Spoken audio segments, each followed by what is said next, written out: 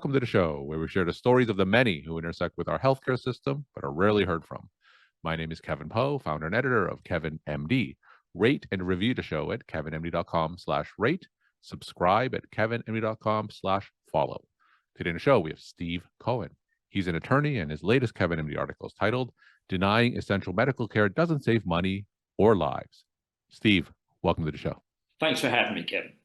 We'll get into the article in a little bit. First off, briefly share your story and journey to where you are today. I became New York's oldest new lawyer about 10 years ago. I went to law school at age 58 after a career in publishing, mostly at Time and Scholastic, the children's publisher. And I guess the story of going to law school at age 58 is be careful who you go drinking with. You may wind up in law school. And I did. I loved it. And I became an attorney, went to work for a litigation boutique for 3 years, and then formed this firm with Adam Pollack, who is an assistant attorney general here in New York, and we'd worked on a case together.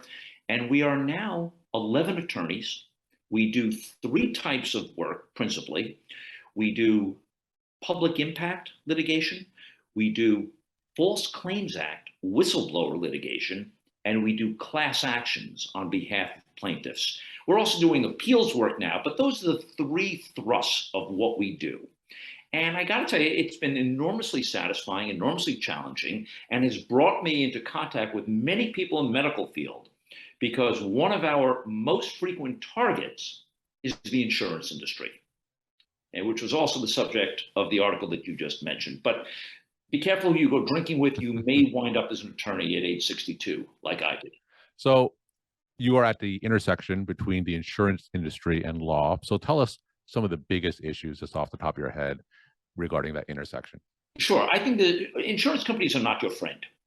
And I think there's been an enormous amount of misrepresentation by insurance companies of what is actually covered. But I think the most dangerous thing that I've seen recently is prior authorization.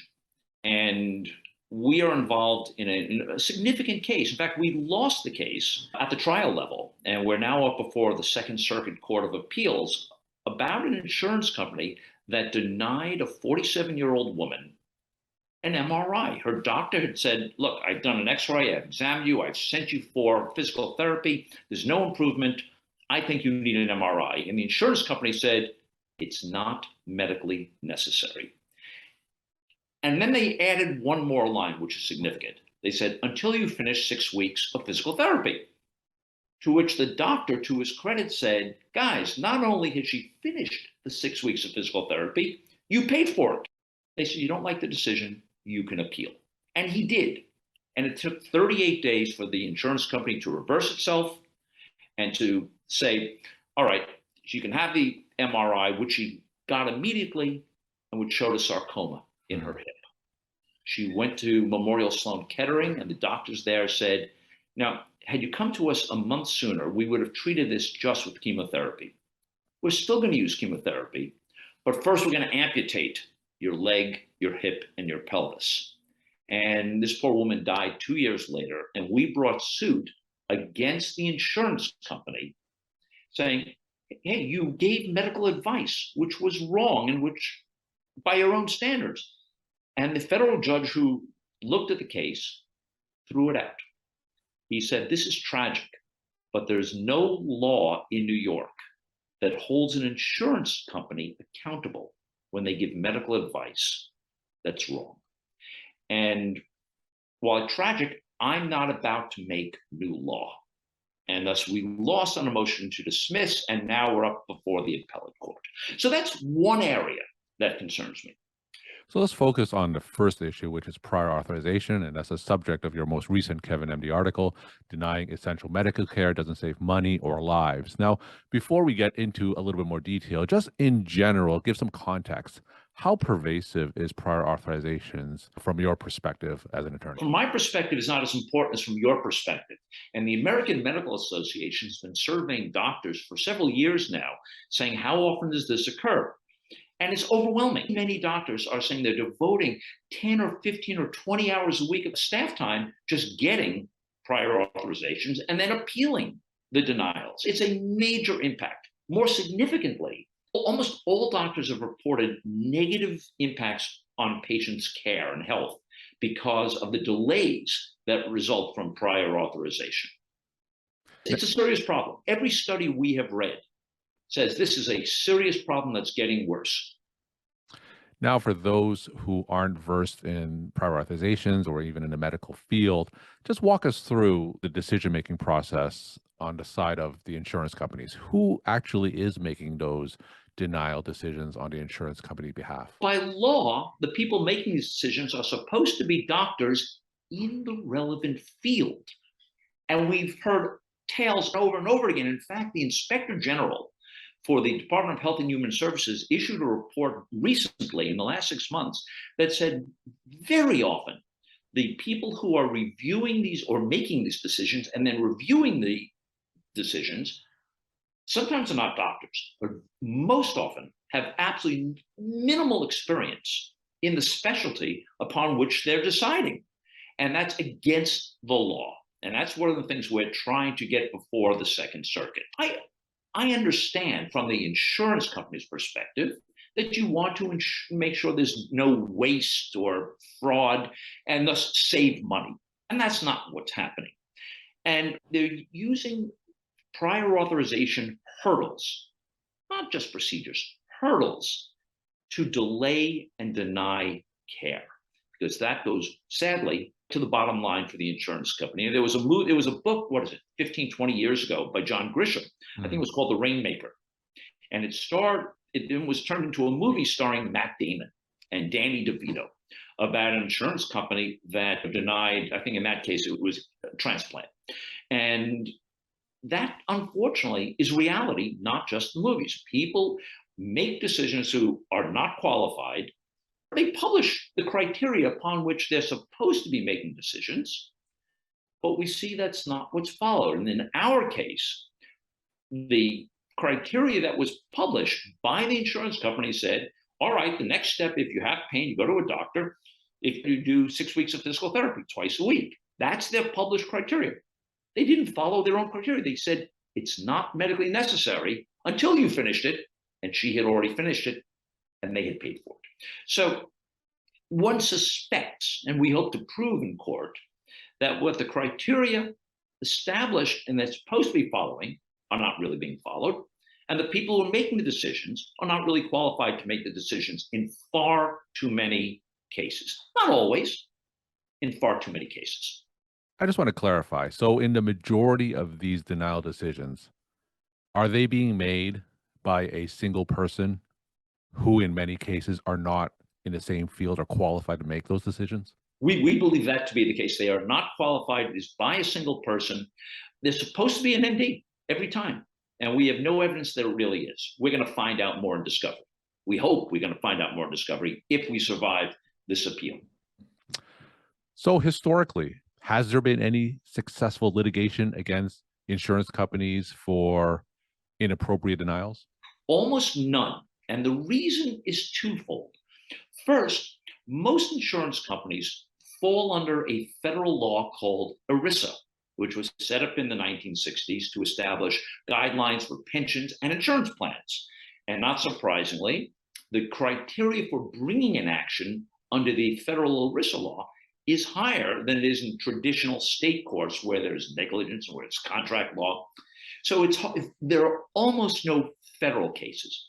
It just so happens that the case we are bringing is not a plan controlled by ERISA. It's actually public employees who are covered in this particular plan. So it's outside of the federal guidelines, which means it was brought in state court. There is literally no law in New York written to hold an insurance company accountable. Whereas doctors, nurses, podiatrists, dentists, hospitals, doctors' offices are all held accountable. And it's written into law.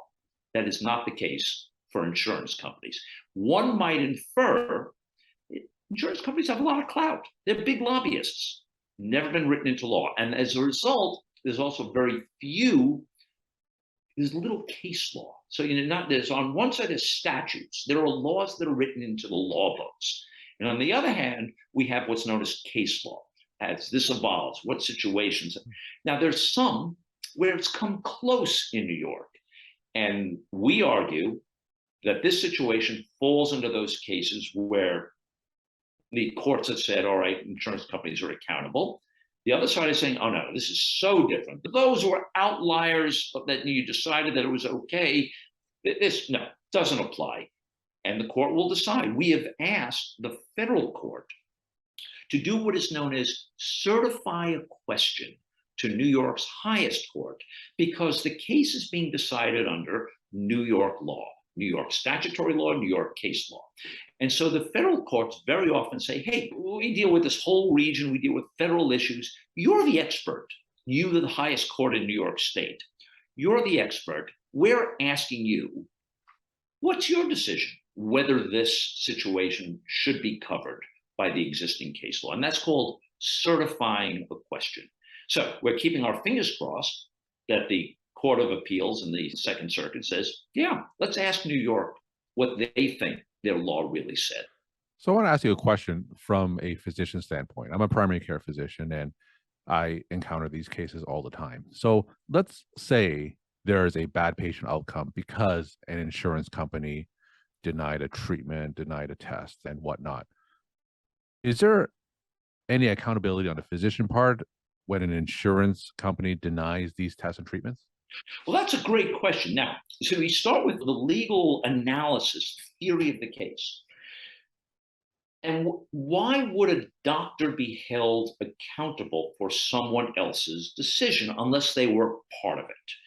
What we see, it's the doctors that are traditionally asking the insurance companies, hey, please, you're the gatekeeper, please approve this test or this procedure. So in a sense, they are the victim, but they don't suffer any direct damage, except, and here's an interesting theory that we're playing with. There's something called tortious interference. And tortious interference is when a third party, such as an insurance company, gets in between the contractual relationship between two other parties. I would suggest, and the courts have never ruled on this, and I have not seen a case directly on point, that the doctor and patient have a doctor-patient contractual relation. Money does change hands, but it's more than that in a doctor-patient relationship. Is the insurance company getting in between that doctor-patient relationship? I think it does. I think here, in this particular case with Mrs. Valentini, the insurance company said, whoa, doctor, we know that you prescribed an MRI. We think differently. We're getting in between what you're recommending to your patient. So in a sense, the doctor is affected and is a victim of this getting in the way. Have we tested that in court? Not yet. Anything that we can do from our standpoint whenever an insurance company denies the claim? One thing I've always advised is whenever an insurance company denies it, I'll write in a chart who exactly was the person that I'm talking to deny it. And I'll say, Dr. So-and-so from this insurance company denied the MRI. And I'll literally write that in the chart with the name. Is that of any benefit? It is a benefit because it creates a record for the appeal. And in the unlikely chance there is litigation, it does help. But what can doctors do? Have the patience to fight them an appeal. They make it difficult. It takes your time.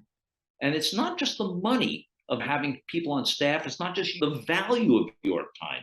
It takes energy and it's discouraging. And it's particularly discouraging if you're trying to schedule peer-to-peer conferences with their so-called expert. To get them on the phone is often difficult. And second, they're often not the expert in the field. They go have a pediatrician doing radiology assessment on appeal. That's not right. It's against the law, but it's just not right. But it wears you down. And having the fortitude to stick with it on behalf of patients is hard. But the most important thing is to appeal it and to stay with that appeal and not let them get away with it. We're talking to Steve Cohen. He's an attorney, and his Kevin MD article is titled Denying Essential Medical Care Doesn't Save Money or Lives. Steve, what do you anticipate to be the future of your case? Do you have a good feeling about it? What do you anticipate the future of insurance company denials to be? Well, I'm an optimist. And one of the things we're very happy about is that the American Medical Association, the New York Medical Society, the Vermont Medical Society, and the Connecticut Medical Society have all signed what is known as an amicus, a friend of the court brief, and submitted it to the appellate court. And that's important. This is not just one person saying this is an important issue, our poor family, but the medical community. And so I am hopeful that we have a reasonable chance on appeal. And I think common sense says there should be accountability. So I am hopeful. And my final question, what are some of your take-home messages that you want to leave with the Kevin MD audience? Stick with what you're doing. Fight hard. You're doing such important work representing patients. And it's hard to go up against the bureaucracy of the insurance companies. And the most important thing is keep fighting for your patients. Steve, thank you so much for sharing your time and insight. Thanks again for being on the show. Thanks for having me.